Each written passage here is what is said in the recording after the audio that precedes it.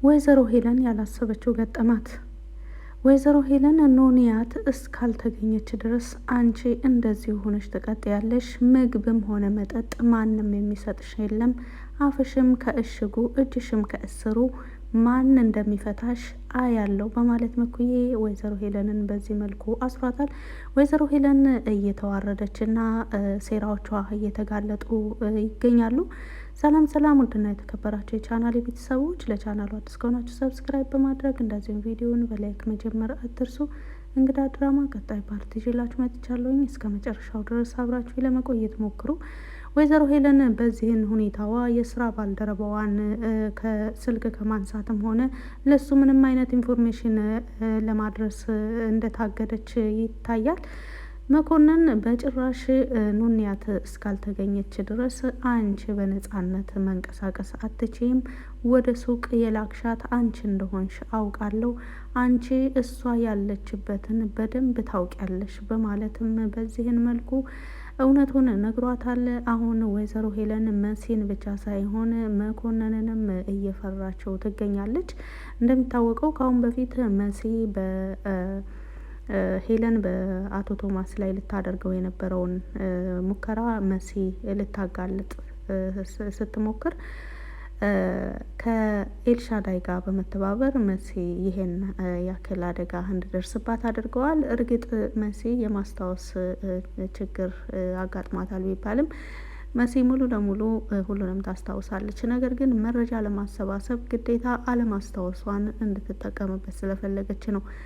የሚገርመው ነገር ኑንያት የወይዘሮ ሄለን የራሷ ልጅ ናት።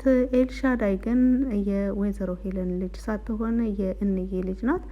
እዚህ ጋር ወይዘሮ ሄለን የምታውቀው ኤልሻዳይ ልጇ መሆኗን፣ ኑንያት ግን የወይዘሮ አይንዬ ልጅ መሆኗን ነው።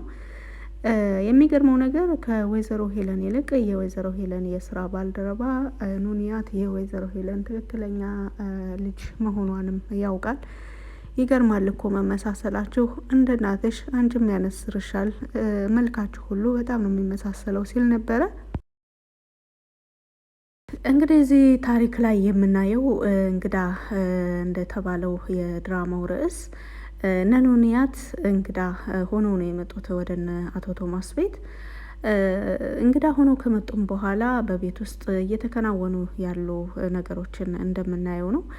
አሁን ላይ ወይዘሮ ሄለን ከኑንያት እገታ ጀርባ እጅሽ አለበት በሚል መኮንን እኔ ወንድሟ እያለሁኝ በፍጹም እህቴ ኑንያት እያለቀሰች አንቺ በነጻነት ልትንቀሳቀሺ አይገባም፣ ወይም ያገታትን ሰው ንገሪኝ፣ ወይም ያለበት ቦታ ውሰጀኝ፣ ወይም ደግሞ አንቺ በዚህን ሁኔታሽ ትቀጥያለሽ። እኔ በፍጹም አልተዋጣችሁልኝም። ባለፈውም አንድ ሳምንት ቤታችሁ ስቆይ በግድ ለእናቴና ለመሲ ለቤተሰቦቼ ለእህቶቼ ብዬ ነው በአጠቃላይ እዚህ ልቆይ የሞከርኩት። ነገር ግን በዛችን በአንድ ሳምንት ቆይታዬ ከጋሼ ከአቶ ቶማስ በስተቀር እዚህ ቤት ልጅሽ ኤልሻዳይም ሆነ አንቺ የምታሳዩት እንቅስቃሴ ፈጽሞ ምንም አልተዋጣልኝም ነበር። ይገርምሻል፣ የቤተሰቦቼ እዚህ መቆየት በጣም ያሰጋኛል። ነገር ግን ዛሬ ደግሞ ያ ስጋቴ እውነት ሆኖ አየሁት በማለት መኮንን ለወይዘሮ ሄለን በዚህን መልኩ ካሰራት በኋላ ወይዘሮ ሄለንም እጆቿ ታስረው እንደዚሁም ደግሞ የመኮንንን ንግግር እንዳትመልስለትም አፎቿ ስለታሸጉ በአይኗ ብቻ እሱን እያየች እሱ ሲነጋገር አንዳንዴ ራሷን እያንቀሳቀሰች አንዳንዴ ደግሞ ለመነጋገር እየፈለገች ነገር ግን አፏ ታሽጎ ስለነበር ምን እንደምትል አታስታውቅም። መኮንን ግን መናገር የፈለገውን ነገር ሁሉ ከተናገረ በኋላ ቤተሰቦቼ እዛም ቢሄዱ እኔ ጠብቃቸዋለሁ፣ እኔ እዛ ሆኜ እዚህም ቢቀመጡ ደግሞ በተለይ አንቺ ምንም ነገር ብታደርጊያቸው እኔ እንደማለቅሽ ማወቅ አለብሽ በማለት ወይዘሮ ሄለንን በዚህ ልክ ሲያናግራት ነበረ። ወይዘሮ ሄለን አሁን ከስራ ባልደረባዋ ጋር ሙሉ ለሙሉ የስልክ ግንኙነት እያደረገች አይደለም። ልጁም በተደጋጋሚ ወደ ወይዘሮ ሄለን ቢደውልም የወይዘሮ ሄለን ስልክ ሊጠራ እንደዚሁም ደግሞ ወይዘሮ ሄለን ልትመልስ አልቻለችም። አሁን ያለችው ወይዘሮ ሄለን እጇና እግሯ ታስሮ እንደዚሁም ደግሞ አፏም ታሽጎ ምግብና ውሃ ተከልክላ ማንም የማያይበት ክፍል መኮንን ብቻ እዛ እንዳለች ያውቃል። እንግዲህ ቤተሰቡ ተረብሿል። እሷ የወይዘሮ አይንዬን ቤተሰብ ለመረበሽ ብላ ኑንያትን ወስዳ እንደዚሁም አዶኒንና አቶ ቶማስን ከሁለታቸውም ገንዘብ ለመቀበል እያመቻቸች ቢሆንም የወይዘሮ ሄለን እቅድ እዚህ ጋር ያበቃለታል። ምክንያቱም የመሲ ጓደኛ ስልኳን ሪከርድ ማድረጊያው ላይ አድርጋ ክላስ ውስጥ ትታው ወጥታ ነበረ። ካሳለፍነው ፓርት ላይ እንዳያችሁት የመሲ ጓደኛ ስልኳን ወይዘሮ ሄለን ክፍል ካደረገችው በኋላ ወይዘሮ ሄለን ከኑንያት አጋች ጋር በደንብ ስታወራ ድምጿ የሚሰማ ሪከርድ አድርጓታል። ምናልባትም ከተሳካ የአቶ ተሾመ ቤት ይሸጣል። እሱን ደግሞ አዶኒም ተስማምቷል። እኔ ብዬው ሳይሆን ራሱ መጥቶ ነው በዚህ ነገር ላይ የተስማማው። እንደሚመስለኝ አዶኒ ኑንያትን ይወዳታል፣ ያፈቅራታል የሚልም ስትነጋገር ነበረ። እያንዳንዱ ሪከርድ የመሲ የጓደኛዋ ስልክ ሲቀዳ ነበር። ከዛም በኋላ ይሄን ነገር መሲ ብቻ ናት የምታውቀው። ወይዘሮ ሄለን ራሱ ክፍሏ የተለያዩ ነገሮችን በስልክ ስታከናውን እንደዚሁም ደግሞ ከአጋቹ የተላከላትን ሪከርድም ስታዳምጥ ይሄ ነገር ከተጋለጥን በተለይ ጋሼ አቶ ቶማስ ይሄን ነገር ካወቁ ግን በደንብ አስበሽበታል ሄለን በማለትም ሲነጋገር ባካትን ቦቅቦቅ ሁሉን ነገር አስቤበት ሁሉን ነገር አቅጄበት ነው። ከተሳካልን ከአዶኒም ከቶማስም ብር ወስደን ከሁለቱም እናተርፋለን። ካልተሳካልን ግን አዶኒ ያንን ትልቁን የአባቱን ቤት ሽጦ ትንሽዬ የራሱ የሆነ ቤት ሊገዛ ተስማምቷል። ይህ ማለት ደግሞ ትልቁን ቤት ሲሸጠው ብዙ ብር ያገኛል።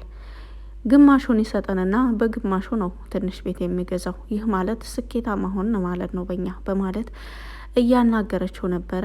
ነገር ግን ቶማስም በዚህ ጉዳይ ላይ ተስማምቶ ብሩን እንዲልክልህ ለማድረግ እሞክራለሁ፣ እንደምን ብዬ አሳምነዋለሁ ካለች በኋላም ሲነጋ አቶ ቶማስም ተነስቶ ሲሄድ በወይዘሮ ሄለን ንግግር አልተስማማም።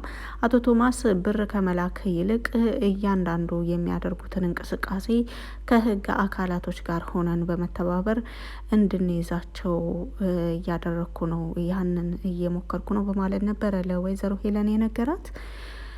ወይዘሮ ሄለን ግን ይህንን ንግግሩ ባይስማማትም ከአቶ ቶማስ ጋር ያለው ብዙ ተስፋ ባይኖራትም አዶኒ የአባቱን ቤት የአቶ ተሾመን ቤት ሊሸጠው መስማማቱ ከምንም በላይ አስደስቷታል። አቶ ተሾመን በፊትም አትወደውም ነበር ወይዘሮ ሄለን። ከዚያም በኋላ አቶ ተሾመ ከሞተም በኋላ ልጁ አዶኒ የነሱ ጥገኛ ሆኖ እንዲኖርና የአቶ ተሾመ ንብረት ሙሉ በሙሉ በእሷ ቁጥጥር ስር እንዲያደር ትፈልጋለች። አሁንም ያንን ለማድረግ የመጀመሪያ እቅዷ ይሄ እየተሳካላት ያለ ይመስላል። ነገር ግን አዶኒ ቤቱን ለመሸጥ ስምምነት ከጨረሰ በኋላ እነ መሲ ይደርሱለታል።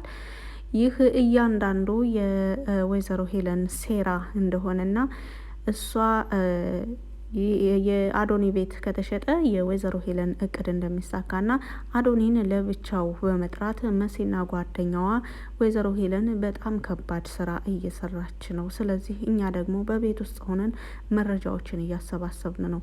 አዶኒ እንደምታውቀው አባትህ አቶ ተሾመ ካለፈ ወደዚህ አንተም በዚህ ቤት ውስጥ የመኖር ነጻነት ስለተሰጠህ እርግጥ በፊትም እንደ ልጆቻቸው እንደፈለግ ትመጣለህ ትሄዳለህ። ነገር ግን አሁን ላይ እንደ ልጅ ሳይሆን እንደ መርማሪ በቤት ውስጥ ልንሰራ ይገባል በማለት ሶስታቸው ሲመካከሩ ነበረ። መሲ ደግሞ አዶኒን እያየች አሁን ምን ብዬ ነው የምነግርህ? አባትህን የገደለችው ሄለን ናት ብልህ አሁን ሆኖ ሄደህ ነው የምትጣለው። ይህ ማለት ደግሞ እያንዳንዱ እቅዳችን ከዜሮ እንድንጀምር እንገደዳለን ማለት ነው በማለት አዶኒን እያየች ከራሷ ጋር ስታወራ ነበረ። አዶኒም መሲ እያንዳንዱ የምታስበውን ነገር ባያውቅም ነገር ግን እሱን እያየች የሆነ ነገር ሀሳብ እንደመጣላት ያስባል። ከዛም መለስ በማለት ምን አንተ ብቻ እኔስ እህቴ ኑንያት እንደታገተች እያወቅኩ እሷ እንዳገተቻት እያወቅኩ ይኸው ዝም ብዬ የለ መታገስ አለብን በማለት መሲ መለስ ብላ ወደ እቅዳቸው ወደ ንግግራቸው ይመለሳሉ። ከዛም በኋላ እያንዳንዳቸው ምን ማድረግ እንዳለባቸው ምን ማድረግ እንደሚችሉና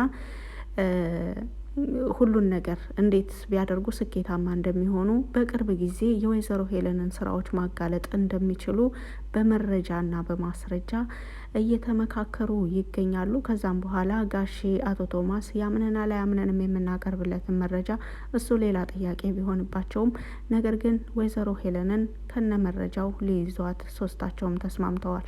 እስኪ በቀጣይ ፓርትስ ምን ይፈጠራል የሚለውን ደግሞ አብረን የምናይ ይሆናል። ስላዳመጣችሁ ከልብ አመሰግናለሁ። መልካም ጊዜ